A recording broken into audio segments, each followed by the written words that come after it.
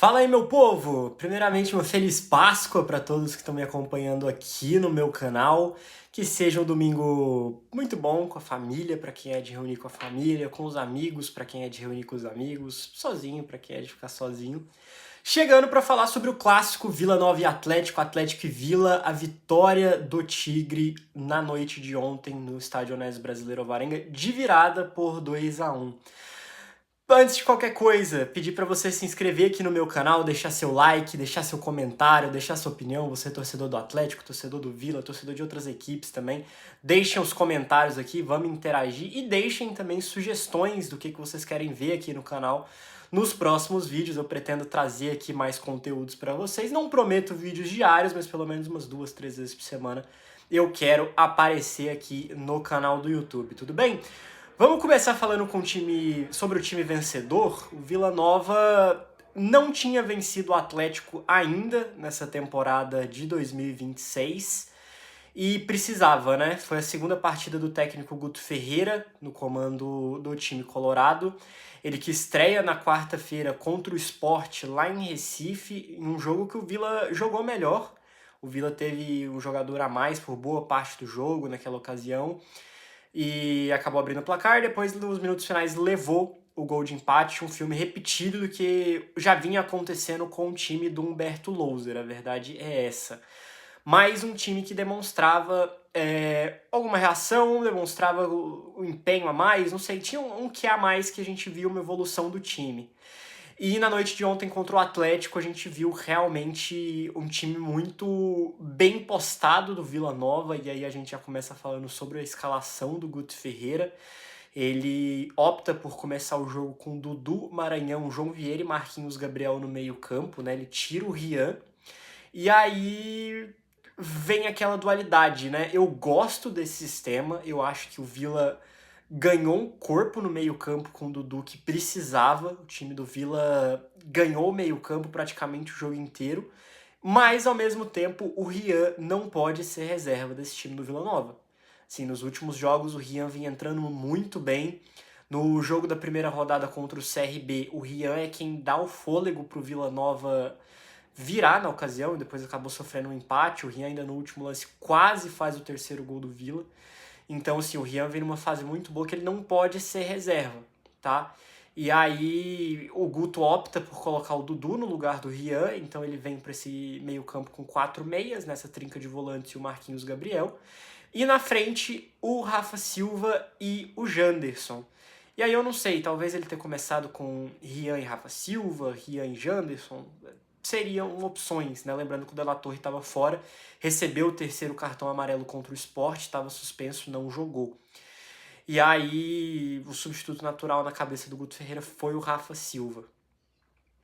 O Vila, nos primeiros minutos, o Atlético começou melhor, o Atlético começou dando mais perigo, teve um lance que o Assis chuta logo aos 4 minutos e a bola passa raspando ali na trave do Elton Leite. Mas depois disso o Vila dominou o jogo. Assim, o Vila chegou algumas vezes, teve um chute uma tentativa com o Janderson ali que ele perde a oportunidade, teve um chute do Elias também que o Vladimir salva. E aí o Atlético, no momento que era pior, o Vila Nova era melhor, o Vila estava com mais posse de bola, estava com melhores números, estava com melhor desempenho.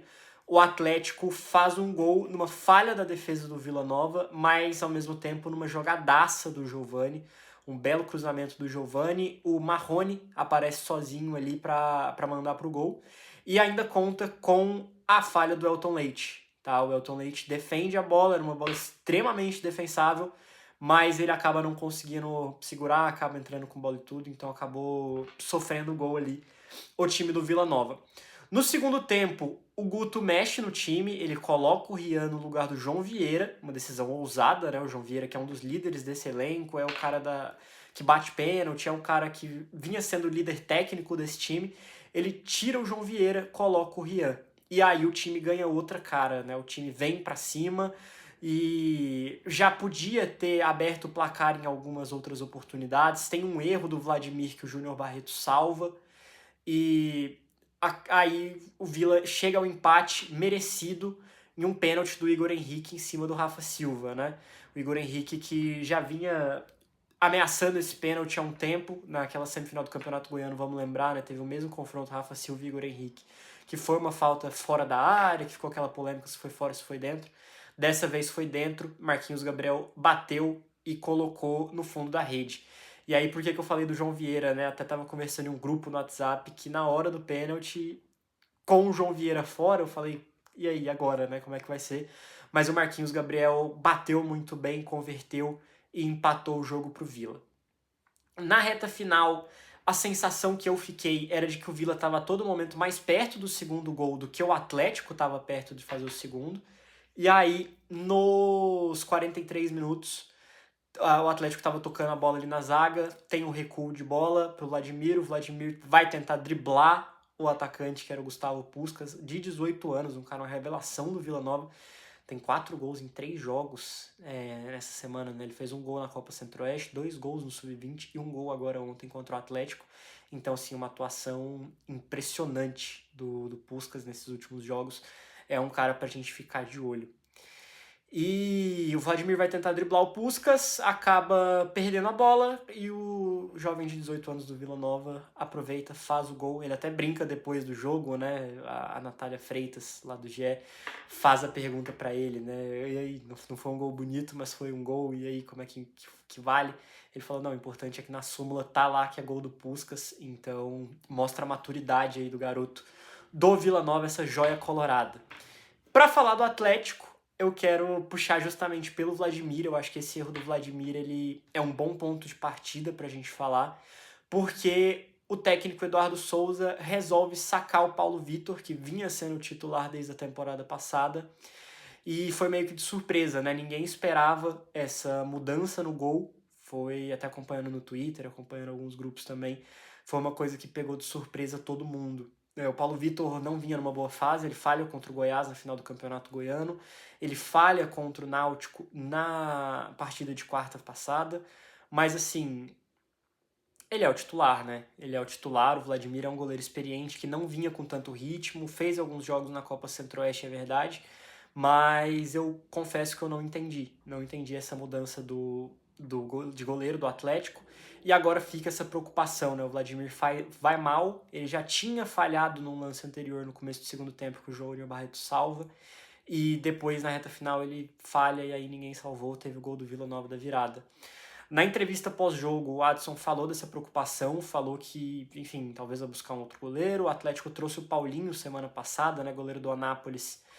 E aí é uma sensação, não é notícia, não é informação, é uma sensação. Eu acho que o Paulinho deve ter oportunidade na Copa Centro-Oeste durante a semana. E talvez pro jogo contra o Londrina no domingo que vem ele seja o titular. Mas, de novo, isso é sensação, tá? Sobre o Paulo Vitor, só pra gente amarrar essa situação dos goleiros, durante o jogo ele aparentemente postou uma foto no Instagram e o Adson Batista até fala na coletiva, né, que viu essa foto, que não gostou. E aí vamos ver como é que vai se desenrolar essa situação também do goleiro rubro-negro, que é experiente, né, um goleiro... Os dois goleiros, tanto o Vladimir quanto o Paulo Vitor, são experientes, mas o Paulo Vitor tem rodagem pela Arábia, enfim, é um goleiro que não é novato no futebol. Então, não sei qual vai ser o futuro dele no Atlético Goianiense. Apesar disso, tiveram pontos bons no jogo do Atlético. Assim, eu gosto muito do jogo do Júnior Barreto. Acho que ele é muito seguro e é um cara que chegou agora, né? Chegou perto da final do Campeonato Goiano. Estreou contra o Goiás, não fez um bom jogo aquele dia. Depois, enfim, vem numa crescente boa. Gosto muito do jogo do Giovani também. O Giovani entra muito bem, dá assistência. Gosto muito do jogo do Marrone, acho que ele faz o gol e tem uma movimentação legal ali, consegue gerar essa sintonia com o Léo Jacó. Léo Jacó que inclusive não vem numa boa fase, acho essa fase do Léo Jacó assim, muito ruim. Ele desde o Campeonato Goiano não consegue, ele fez o gol contra o Náutico, tudo bem, mas vem errando bastante, não vem, parece que está em uma outra rotação, tá? Dos que entraram no segundo tempo, eu acho que o Guilherme Marques ele é um cara que se destaca, você vê que ele, no jeito que ele toca na bola é diferente, mas com o Atlético recuado, o Atlético acuado ontem, ele não conseguiu fazer muita coisa. E assim, são 3 jogos, 3 derrotas pro Atlético, perde pro Operário na primeira rodada, perde pro Náutico na segunda e agora perde pro Vila. E mais do que os resultados, o que me preocupa é o desempenho, assim. O começo do ano do Atlético é um começo de ano muito bom, com o Rafael Lacerda. E é um começo de ano que a gente sabia o que o Atlético ia fazer. A gente tinha uma noção tática, a gente tinha uma noção do que o Atlético queria em um jogo. E agora, com o Eduardo Souza, que tem pouco tempo de trabalho, é verdade, menos de um mês de trabalho aí para o Eduardo Souza, a impressão que me passa é que o Atlético não tem muito uma direção. Assim, eu assisto o jogo do Atlético e não entendo o que o Atlético quer fazer. O Atlético não é um time que defende bem e não é um time que ataca bem. Fica no meio do caminho dos dois. E aí é um time frágil defensivamente, é um time que ofensivamente não consegue ser matador. Liberou o Kevin Ramires, que era um cara que vinha sendo diferencial na parte ofensiva. Então, acho que vai precisar de alguns ajustes aí, e agora não pode contratar, né, até o dia 20 de julho, que é quando a próxima janela abre. Então, vamos ficar de olho como é que vai ser essa retomada do Atlético, porque precisa, né? Atualmente, depois de 3 jogos, o time é o lanterna com nenhum ponto. E agora vai pegar um jogo extremamente difícil contra o Londrina, que é um time que vem fazendo bons jogos esse ano, vem tendo bons resultados. Então, vamos ver como é que vai ser esse jogo do Antônio Ascioli no domingo que vem. O Vila vai pegar a Ponte Preta que vem em crise, né? Mais de um ano de salários atrasados lá no Ponte Preta, alguns problemas de bastidor. Então o Tigre, que nesse momento está em quinto com... Está em quinto? Deixa eu só confirmar aqui. Está em sétimo com 5 pontos. Eu ia falar que estava em quinto com 7 pontos, mas não tá. Está em sétimo com 5 pontos. Vai enfrentar a Ponte Preta fora de casa. É sempre difícil jogar lá no Moisés Lucarelli, mas eu acho que com o Guto as coisas tendem a melhorar para o Vila. Eu acho esse elenco do Vila bem frágil, principalmente o banco de reservas. Eu acho o time titular um time bom, mas o banco de reservas me preocupa. Não tem alguém que arma o jogo se o Marquinhos Gabriel estiver ausente. Na ausência do Della Torre, eu acho que o Rafa Silva não é esse cara de ser esse centroavante de ofício. Então, assim, me preocupa, tá? A zaga do Vila é extremamente frágil. O Thiago Pagnussá não inspira confiança. O Caio Marcelo ainda não sei o que eu penso sobre, mas assim, ainda não me traz a confiança. O Pedro Romano é um cara que é o melhor zagueiro do Vila, mas é inconstante.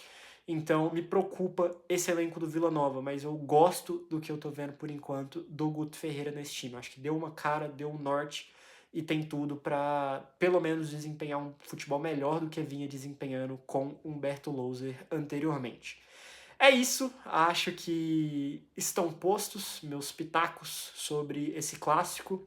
Durante a semana eu quero voltar aí para falar um pouco mais. Vai ter o jogo do Goiás amanhã à noite, então talvez na terça cedo eu volte com os meus pitacos sobre o jogo do Goiás. Tem um quadro que eu tô querendo fazer também, que é o Bola e Café, que é a segunda-feira falando sobre os jogos que eu assisti no final de semana.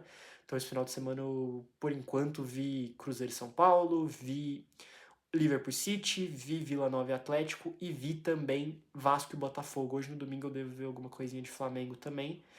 E talvez a segunda eu comece esse quadro também dando um pitaco mais geral sobre jogos fora do futebol goiano.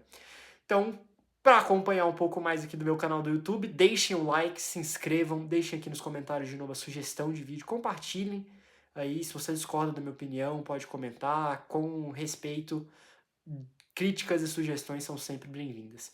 Até mais, um abraço a todos, tchau, tchau!